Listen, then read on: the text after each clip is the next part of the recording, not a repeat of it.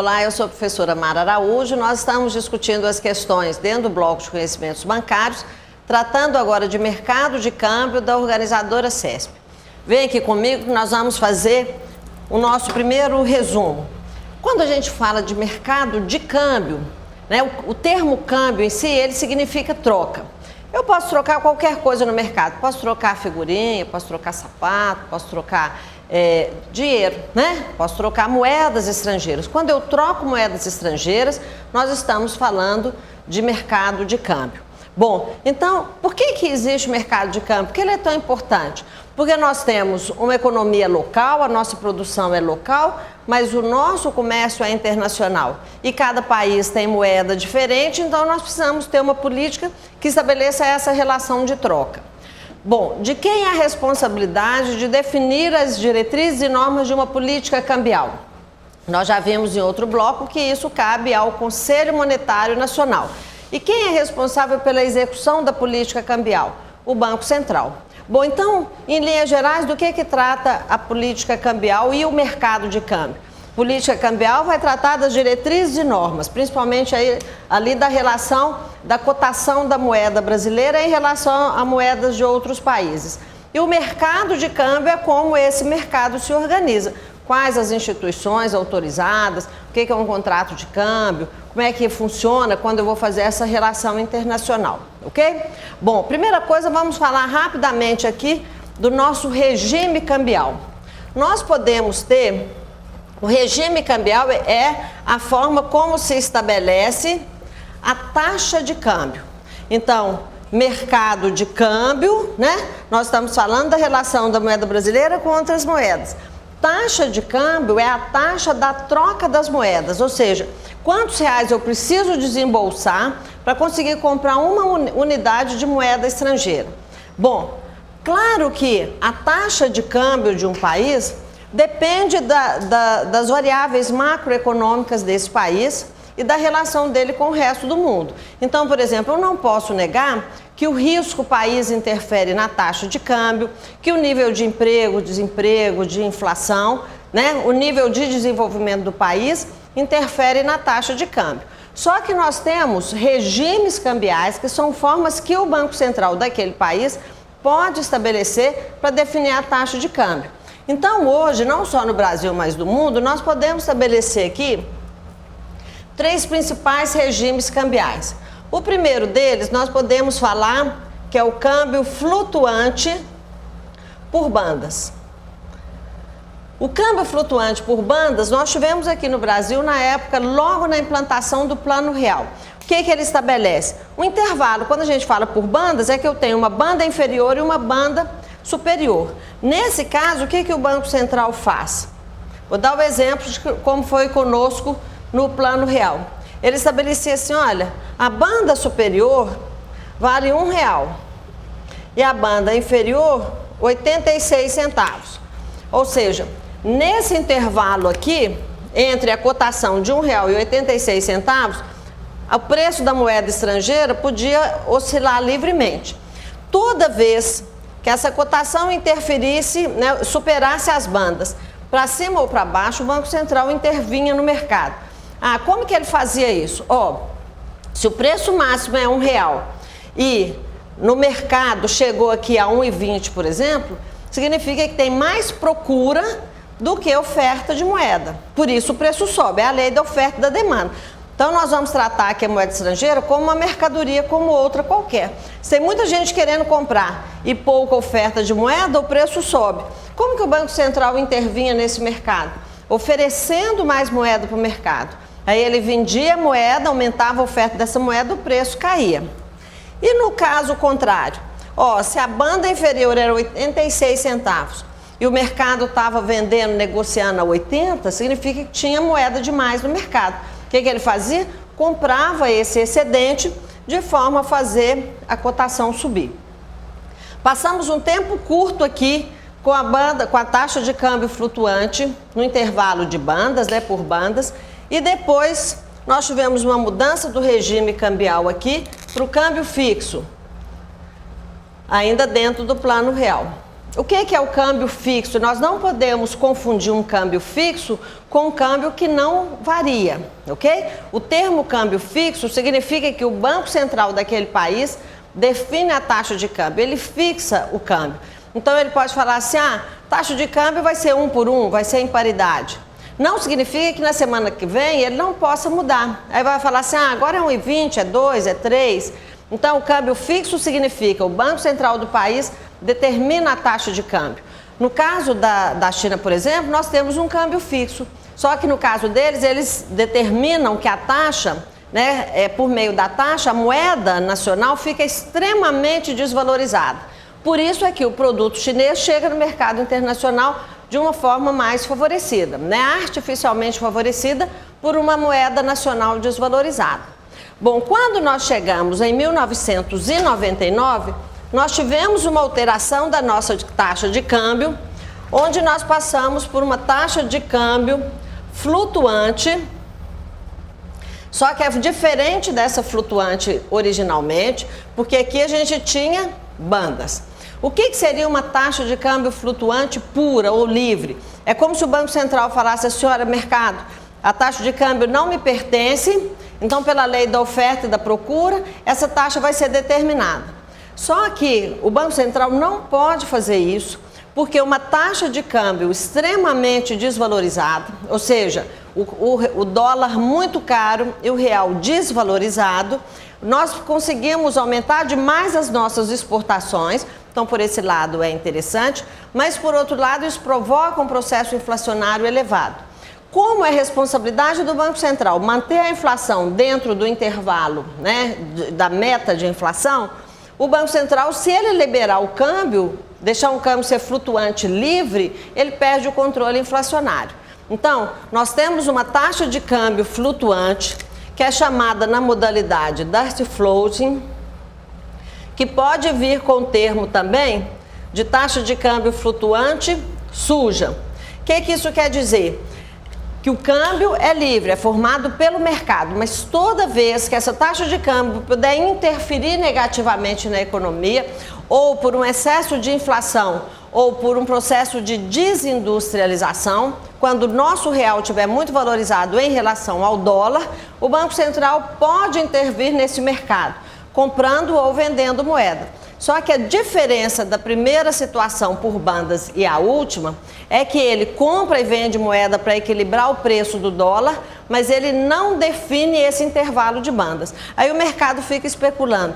O Banco Central está comprando dólar. Se ele está comprando dólar, está tirando dólar no mercado, o preço vai subir. Até onde ele vai permitir que a taxa suba? O Banco Central não fala isso para o mercado. Essa é a diferença do câmbio flutuante por bandas. Ok? Bom, observe o seguinte, aqui a lógica da atuação do Banco Central vai ser assim, pela lei da oferta e da procura, toda vez, então olha só, se a taxa sobe, então se a taxa de câmbio sobe, se ela aumenta, significa que o dólar está mais caro. Então toda vez, subiu a taxa de câmbio, o dólar está mais caro. Se subir o preço é porque falta dólar. O que o Banco Central faz para equilibrar esse mercado? Então, se a taxa de câmbio sobe demais, o Banco Central vende dólares para o mercado. Que aí aumenta a oferta, o preço cai, ok? Numa situação, se a taxa de câmbio cai, ou seja, se o preço do dólar diminui, significa o quê? Que tem mais oferta de dólar do que procura. Aí não é interessante para o Brasil nem que a taxa fique alta demais, nem baixa demais. É ali no ponto de equilíbrio que o Banco Central vai monitorar. Então, para voltar a taxa para um patamar considerado bom para o Banco Central faz a relação inversa, ele compra dólares no mercado. Ok? Bom, vamos ver aqui a nossa primeira questão. É uma prova da Caixa de 2004 que diz o seguinte: no mercado de câmbio, a moeda estrangeira é uma mercadoria e, como tal, está sujeita às forças de oferta e procura. Tranquilo, como nós já afirmamos, né? É correto afirmar que, se a taxa de câmbio sobe, ficando acima das expectativas oficiais, o Banco Central compra os estoques de divisa. O que isso está dizendo? Toda vez que a taxa de câmbio, vamos pensar sempre o dólar, né, como se a gente tivesse safra, né? Então significa o quê? Se a taxa de câmbio sobe, significa que nós estamos fora da safra, ou seja, falta produto, falta dólar no mercado. Então, se o Banco Central comprar o estoque, já tem pouco, se ele tirar o resto que tem, vai ficar menos ainda, aí o preço vai subir. O que ele tem que fazer? Para equilibrar, ó, se a taxa de câmbio sobe, significa que tem pouca moeda no mercado, o que o Banco Central faz? O Banco Central vende dólares para o mercado, aumentando o nível de oferta e equilibrando a taxa. Bom, então por isso a primeira está errada. Na letra B, a intervenção do Banco Central pode ser feita sobre o estoque de moeda. Até aí tranquilo, porque ele é responsável pela execução da política cambial. Se a taxa de câmbio cai, ficando abaixo do nível desejado, o governo compra o excesso de divisas. Então, se a taxa de câmbio cai, significa que tem mais oferta do que procura, né? Por isso, o preço do dólar cai. Para o preço subir, o que o Banco Central tem que fazer? Ele tem que tirar essas divisas do mercado. Então, ele tem que comprar os dólares. Aqui uma questão que eu chamaria a atenção é porque, na verdade, quando fala governo, né, governo é muito amplo. Quem é governo aqui? Só que subentende-se, uma vez que já falou no início da questão, que o Banco Central é que intervém sobre a oferta de moeda, que ele pode comprar e vender, e ele é um representante do governo aqui na execução da política cambial, entende-se que o governo é Banco Central, tá? Até por causa do enunciado no início da questão. Mas aqui o CESP correu o risco de sofrer aqui algum questionamento, né, algum recurso, porque não é governo. Teria que especificar melhor que é o próprio Banco Central, mas aqui essa afirmativa está correta, porque falou no início da questão que é o próprio Banco Central que intervém sobre o estoque de moeda, tá? Aqui o foco da questão é saber se ele vai comprar ou vender, ok? Vamos ver a sequência. A taxa cambial é a relação de valor entre duas moedas, certíssimo até aí. Isto é, a correspondência de preço da moeda de um determinado país em relação ao salário mínimo. Não, aqui foi completamente incoerente. Pois se eu falo que é a relação entre duas moedas, como é que eu falo que o preço dessa moeda vai depender de uma outra variável que é o salário mínimo? Não. É a relação entre duas moedas que vai depender da taxa de juros de cada país, vai depender da inflação, do risco de cada país e do regime cambial. Porque eu posso pegar, por exemplo, um país, né? Vamos pegar o Brasil em relação aos Estados Unidos, que tem outras variáveis, outro contexto, mas a gente pode estabelecer que a moeda nacional, que o nosso real, vai ter o mesmo peso, o mesmo valor que o dólar. Por quê? Porque aí vai depender da adoção do regime feito pelo Banco Central. Como nós tivemos um período grande aí durante o Plano Real, o Banco Central falou, não, a taxa, o câmbio vai valer um real. E ficou nesse sistema de paridade durante muito tempo, mesmo o Brasil tendo saído aí de um cenário complicado, né, de quase um processo de hiperinflação, risco, país muito grande, mas o Banco Central daquele país tem esse poder, ok? Então não é em relação ao salário mínimo. Letra D, no atual mercado de câmbio brasileiro, a taxa de câmbio é livre ou flutuante, não sofrendo nenhuma influência ou limitação oficial. Aqui em algumas questões é comum falar que a taxa de câmbio livre é sinônimo de flutuante. Temos que ter ali um certo cuidado, porque o regime hoje cambial é flutuante sujo, ou flutuante na modalidade Dirty Float. Não existe taxa livre. Só que muitas vezes o termo flutuante, no sentido de que ele pode oscilar, na questão pode fazer referência de livre como uma qualificação, por isso nós precisamos ter bastante cuidado.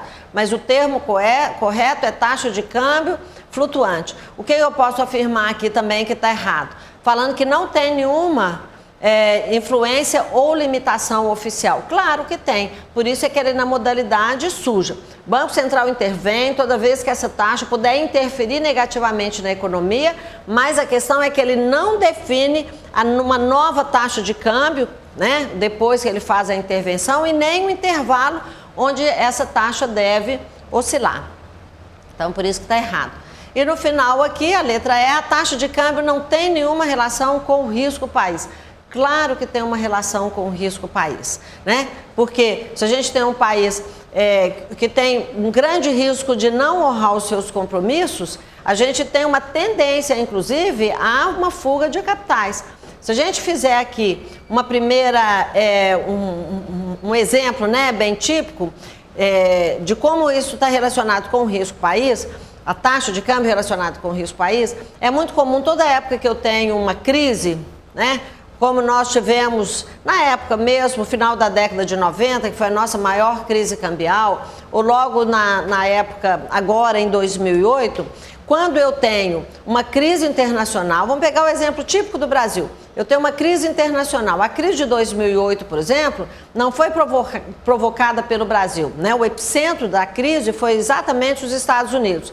Só que quando a gente tem essa crise internacional, todos os países em desenvolvimento tendem a aumentar, os investidores, né, aumentam a percepção de risco em relação àquele país. O que é essa percepção de risco? É um receio, falar, eu vou investir naquele país, né, e se ele não conseguir honrar, e se eu não conseguir trazer o meu dinheiro de volta? Então, nesses casos, é comum a chamada fuga para a qualidade. O que é fuga para a qualidade? É quando eu tenho uma migração dos recursos para outro país que ofereça menor risco. Muitas vezes, essa saída é para um país que paga menos, né? Normalmente, a fuga para a qualidade é quando sai, nós tivemos isso recentemente, o dinheiro sai dos investimentos que estão aqui no país e vão para os Estados Unidos para adquirir títulos do governo americano. Parece uma incoerência, né? Então, o governo americano foi o grande provocador da crise internacional e os investidores têm uma percepção de que os Estados Unidos oferecem um risco menor do que o Brasil, por exemplo. Então, nessa saída, se aí saem os dólares, diminui o estoque, a oferta de moeda no país, a taxa de câmbio sobe, ok? Então, é claro que ela tem uma forte relação aqui, forte correlação com risco país. Nossa resposta, então, aqui é a letra B de bola. Aí eu vou pedir para você fazer aí um círculo, né? Ou sublinhar a palavra governo e coloque uma seta lá. Olha, governo aqui está falando de Banco Central, não é um governo, é a Dilma, né? É o ministro da Fazenda? Não, aqui é Banco Central. Tudo bem?